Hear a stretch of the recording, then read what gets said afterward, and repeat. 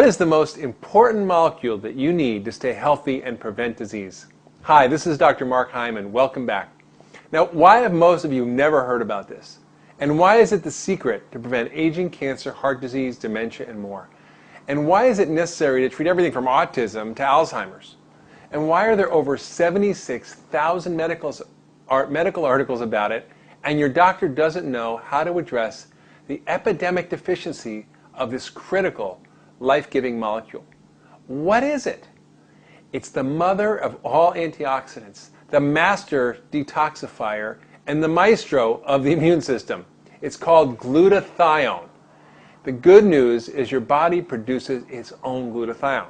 The bad news is that our poor diet, pollution, toxins, medications, stress, trauma, aging, infections, and radiation all deplete your body's glutathione levels. And this leaves you susceptible to unrestrained cell disintegration from oxidative stress and free radicals, to infections and cancer, and your liver gets overloaded, making it damaged and unable to do its job of detoxification. So, in treating chronically ill patients using functional medicine over the last 10 years, I have found that glutathione deficiency is found in nearly all of my very ill patients. Those who have chronic fatigue, heart disease, cancer, chronic infections, autoimmune diseases, diabetes, autism, Alzheimer's, Parkinson's, arthritis, asthma, kidney problems, liver disease, you name it. If you're very sick, you likely have a glutathione deficiency. Now, at first I thought this was just coincidental when I saw this, but over the years I've come to realize that our ability to produce and maintain a high level of this glutathione molecule in our bodies is critical to recovery from nearly all chronic illness, and to prevent disease, and to maintain optimal health and performance. And so have the authors of the 76,000 medical articles on glutathione. Okay, so what's glutathione? What does it do for us? And how can we get more of it?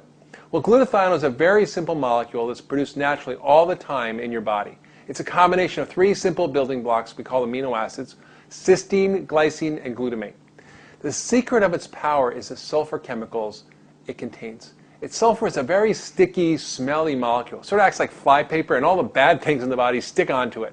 Free radicals and toxins like mercury and other heavy metals. Normally it's recycled in the body, except when the toxic load becomes too high, and that explains why we're in such trouble. In my practice, I test for the genes involved in glutathione metabolism, genes involved in producing the enzymes that allow the body to produce and recycle the glutathione. They have lots of names, GSTM1 and GSTP1 and so on. The fact is that we all evolved in a time before there were 80,000 toxic industrial chemicals that were introduced into our world, before electromagnetic radiation was everywhere, before we polluted our lakes and rivers and skies and oceans and teeth with dental amalgams and with mercury and lead. And that's why we often got by with just a basic version of the genetic detoxification software that's encoded in our DNA. And it's sort of mediocre at getting rid of toxins in the body. We just really didn't need more.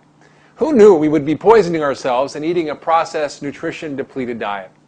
That's why almost half of the population has a limited capacity to get rid of toxins. They're missing GSTM1 function.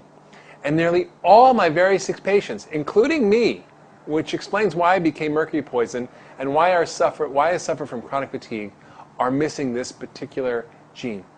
And that makes them the yellow canaries in the coal mine. And that may be up to 1/3 to 1/2 of our population who suffers from chronic disease. So why is glutathione so important? Well, it recycles all the antioxidants in the body. It helps us deal with free radicals. And dealing with free radicals is like handling a hot potato, right? The free radical gets passed around. It goes from vitamin C to vitamin E to lipoic acid, and then finally to glutathione, which cools it off and recycles the other antioxidants. And then the body can reduce or regenerate another protective glutathione molecule, and we're back in business. The problem occurs when we're overwhelmed with too much oxidative stress or too many toxins. Then glutathione becomes depleted, leading us towards some terrible illness. And we can no longer protect ourselves against free radicals or infections or cancer, and we can't get rid of toxins, and this leads to further accumulation and further illness. Glutathione is also critical in helping your immune system do its job of fighting infections and preventing cancer, and that's why studies show that it can help even in the treatment of AIDS. Glutathione is also the most critical and integral part of your detoxification system. all the toxins stick onto glutathione, which then carries it in the bile and the stool and out of our body. So that's great. And lastly, it helps us reach peak mental and physical functioning.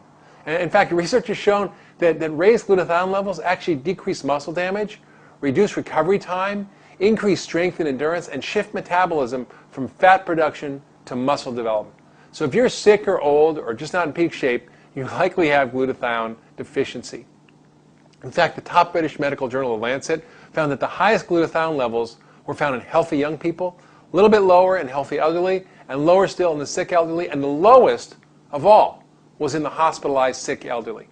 So keeping yourself healthy, boosting your performance, preventing disease and aging will depend on keeping your glutathione levels high. So the reason that glutathione is so important is that it's responsible for keeping so many of the keys to ultra wellness optimized. It's critical for immune function and controlling inflammation. It's the master detoxifier. It's the main antioxidant and protects our cells and our energy metabolism. So what about the good news? Okay, I give you a lot of bad news.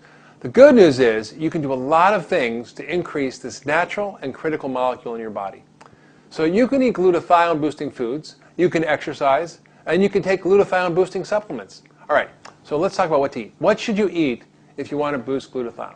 First, I want you to enjoy sulfur-containing foods. And the main ones are garlic and onions and the broccoli family, your cruciferous vegetables. Broccoli, kale, collards, cabbage, cauliflower, watercress, all these great foods that are full of powerful sulfur-containing molecules. Also, you can use bioactive whey protein. Remember Little Miss Muffet and her curds and whey, right? That clear liquid that comes off on the top of yogurt. This is the greatest source of cysteine and amino acid building blocks for glutathione synthesis. And I'm not a big fan of dairy, as you know, but there's an exception with a few warnings. The whey protein must be bioactive. It must be made from non-denatured proteins, which means the denatured protein is a breakdown of normal protein structure.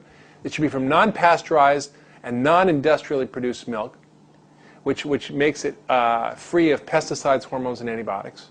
There's one called Immunocal, which is actually prescription bioactive non-denatured whey protein that's even listed in the physician's desk reference. Okay, what about exercise? What type of exercise? Well, exercise is pretty straightforward. So not over-exercise, because that depletes glutathione, but regular exercise boosts your glutathione and helps your immune system and so on. So start slowly, build up to 30 minutes a day of vigorous aerobic exercise like walking or jogging or sports, which I like tennis or basketball. Strength training, 20 minutes 3 times a week is also helpful. And lastly, you can take some glutathione boosting supplements. So it would be easy just to take glutathione as a pill, right? But the body digests the protein and you don't get the benefits. It also requires lots of different nutrients to support the production of glutathione in the body. So the main factors that involved and need to be taken consistently to boost glutathione, that means every day, I'm going to tell you about. First, besides taking your multivitamin fish oil, supporting my glutathione levels is the most important thing I do every day for my health.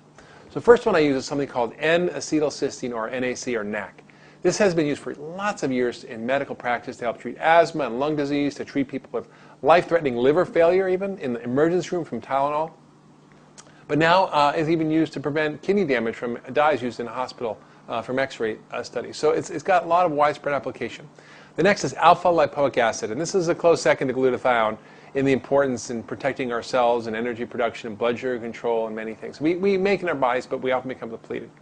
Next, and this is critical because there's 2 cycles here. I've written about this methylation cycle before, but this cycle of B12, folate, and B6 is critical for helping the body continue to produce the glutathione. Very critical, folate, B6, and B12. And lastly, we need selenium and the family of antioxidants and milk thistle, which is an herb, all of which can help boost glutathione levels. So remember, if you want to stay healthy and be ultra well, make sure your glutathione levels are up and functioning well. So thanks for listening to me today. This has been Dr. Mark Hyman, and I'll see you next time.